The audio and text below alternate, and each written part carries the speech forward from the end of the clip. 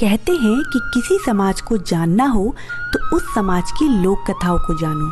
तो ऐसे ही उत्तराखंड की एक लोक कथा है जीतू बगड़वाल की, जिन्हें आचरिया अर्थात परिया अपने साथ लेके चली गई थी। तो आइए जानते हैं क्या थी वो कहानी। इस बार तुम्हारे परिवार में रुपाई के लिए कोई शुभ दिन नहीं है शोभनू। जीतू को कहना इस साल तो फसल नहीं बुत पाएगी। जीतू बगड़वाल का छोटा भाई रुपाई का दिन निकलवाने के लिए पंडित जी के पास गया है।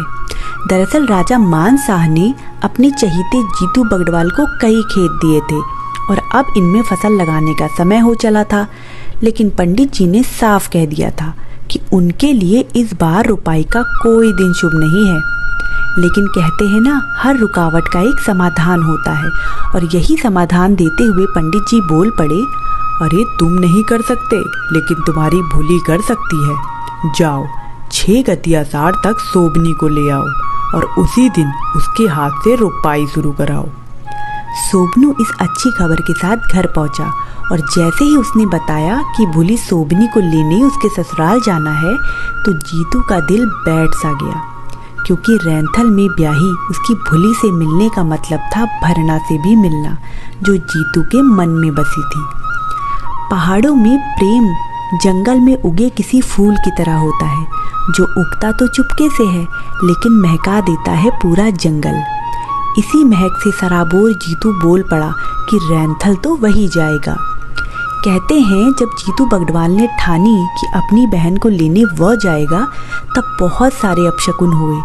तैयारी करते वक्त उसकी बकरी तीलू ने छींक मारी, जिसे देखकर जीतू की माँ बोली, यह अपशकुन है, रहने दे, मत जा। लेकिन जीतू पर भरना से मिलने का ख्याल गोते खा रहा था और उसने माँ की बात को अनसुना किया। लेकिन माँ का मन बेचैन था और वह जीतू को बार बार जाने से रोकती रही, पर जीतू ना रुका और चेहरे पर अपनी छबीली मुस्कान सजाए हाथों में नौसरी बांसुरी थामे निकल पड़ा रैंथल।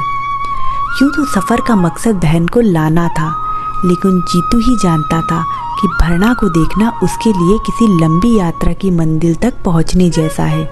और इन्हीं ख्यालों में डूबा हुआ जीतू पहुंच जाता है आचरियों के देश खेंट पर्वत।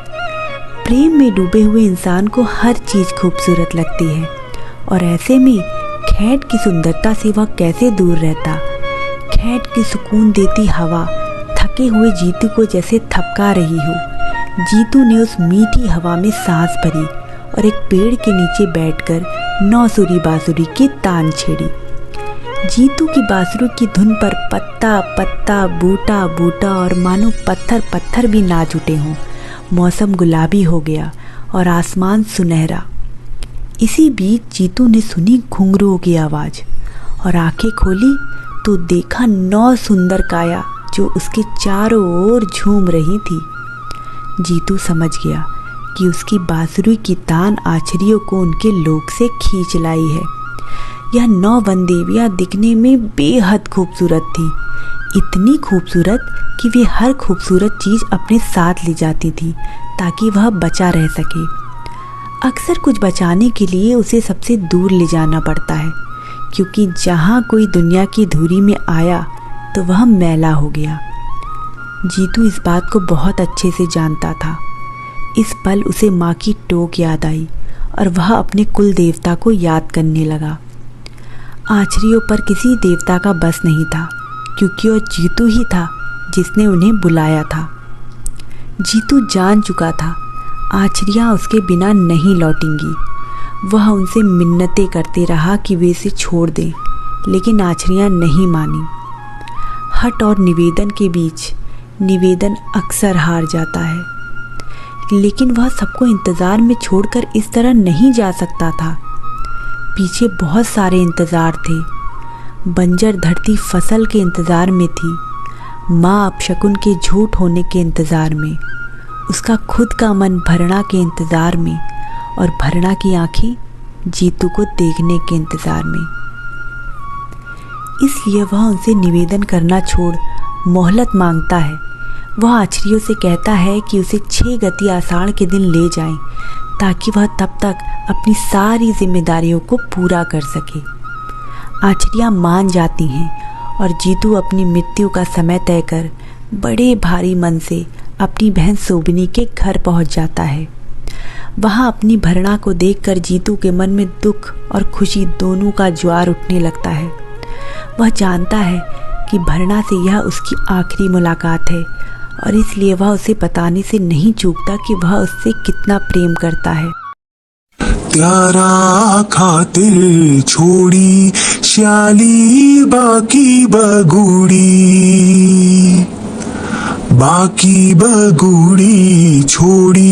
छोड़ी रानियों का दगड़ी। 36 कुटुंब छोड़ी 32 परिवार, दिन को खाड़ू छोड़ी रातों की शेड़ी। जीतू के अंदर सब कुछ बदल जाता है, बदले भी क्यों ना। हम सब जानते हैं कि मृत्यु सबसे बड़ा सच है, लेकिन फिर भी रोज जिंदगी का हर एक लम्हा जीते हैं। लेकिन अगर पता चल जाए कि मौत का दिन कौन सा है तो सारे एल्गोरिदम बदल जाएंगे। ऐसा ही कुछ जीतू के साथ हो रहा था। फिर दिन आया जब जीतू को अपनी बहन सोबनी को लेकर बागुड़ी लौटना था। वह भरणा से आखिरी मुलाकात करता है और कहता है, डालियों मातर फूलेला खिलेली बुरा से की डाली। डालियों मातर फूलेला खिलेली बुरा से की डाली। ऋतु बॉडी आली दगाड्या। ऋतु बॉडी आली दगाड्या। नियादू को जानी। नियादू को जानी। जीतू बागड़ी लौट आया है और देखते ही देखते 6 गति आषाढ़ का वह दिन आ जाता है जब बंजर धरती में बीज डालने थे। गांव, घर और खेतों में मानो जलसा था। बैल तैयार थे, हल तैयार था और छबीला जीतू तैयार होकर भी तैयार ना था। जीतू खेतों में हल लगाना शुरू करता है और तभी 9 बैड़ी आछिरिया अर्थात परियां वादे के मुताबिक उसे लेने आ जाती हैं और जीतू धरती के अंदर समा जाता है। कहते हैं उसके जाने के बाद परिवार पर बहुत मुश्किलें आईं, लेकिन जीतू ने मर कर भी उनका साथ ना छोड़ा। वह ना होकर भी अपने परिवार के साथ था। उस दौरान राजा ने जीतू की अदृश्य शक्ति को भांपा और ऐलान किया कि आज से जीतू को पूरे गढ़वाल में देवता के रूप में पूजा जाएगा। तो ये थी जीतू बगड़वाल की प्रेम कथा और परियों द्वारा उन्हें ले जाने का रहस्य। इसी कहानी से जुड़े हुए खैट पर्वत का रहस्य, जहाँ परियां वास करती हैं, को देखने के लिए आई बटन में क्लिक करें। आज भी उत्तराखंड के कई गांवों में इस लोक कथा का गाने के रूप में मंचन किया जाता है। ऐसी बहुत सी लोक कथाएं और रोचक कहानियां छिपी हुई हैं हमारे उत्तराखंड में, जिन्हें हम अपने चैनल पहाड़ी छा हम के माध्यम से आप तक लाना चाहते हैं। कृपया हमें अपना सहयोग दें। हमारे चैनल को सब्सक्राइब करें एंड वीडियो को लाइक एंड शेयर करें और नोटिफिकेशन बेल को दबाना ना भूलें। जल्द ही मिलते हैं नई रोचक जानकारी के साथ। तब तक के लिए अपना और अपनों का ख्याल रखें। धन्यवाद।